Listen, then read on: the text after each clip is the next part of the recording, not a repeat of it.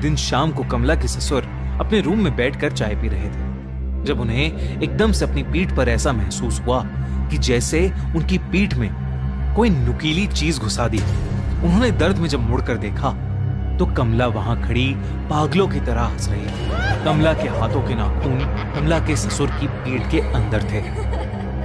कमला के ससुर ने जोर से चिल्लाया और सब कमला को कंट्रोल करके अंदर ले गए और उसे उसके कमरे में ले जाकर उसे बेड से बांध दिया। लेकिन देर रात अजीत ने देखा कि कमला बिस्तर में थी ही नहीं। उसने बाहर जाकर देखा तो कमला भागती हुई उसके ससुर के कमरे में घुस गई। अजीत कमला को पुकारता हुआ उनके कमरे में घुसा, पर इससे पहले वो कुछ कर पाता कमला ने अपने ससुर को पकड़ लिया और बिना कुछ सोचे समझे उन्हें जानवरों की तरह मारकर उनके शरीर का मांस नोचने लगी और फिर उसे खाने लगी। पूरा घर चीखों और डर से गूंज उठा, लेकिन कोई भी कमला को रोक नहीं पा रहा था। अजीत और उसकी मां ने कमला को उनके पिता की लाश के साथ लॉक कर दिया। उन्हें कुछ समझ नहीं आ रहा था और अंदर कमला पागलों की तरह चिल्लाई जा रही थी। वो जोर जोर से चीख कर कह रही थी कि मैं सबको खा जाऊंगी। अजीत की मां को समझ आ गया था कि कमला पर किसी का काला साया पड़ गया है या वो खुद एक चुड़ैल बन चुकी है जिसे रोक पाना अब शायद असंभव हो गया है।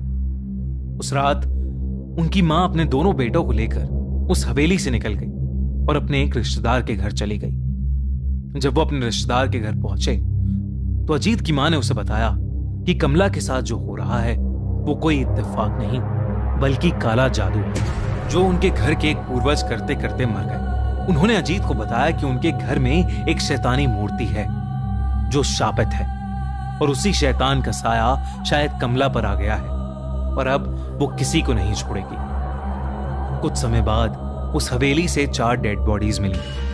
अजीत के दोनों पेरेंट्स और कमला, सबकी डेड बॉडीज को वहां से ले जाया गया। राजेश उस दिन के बाद कहीं गायब हो गया।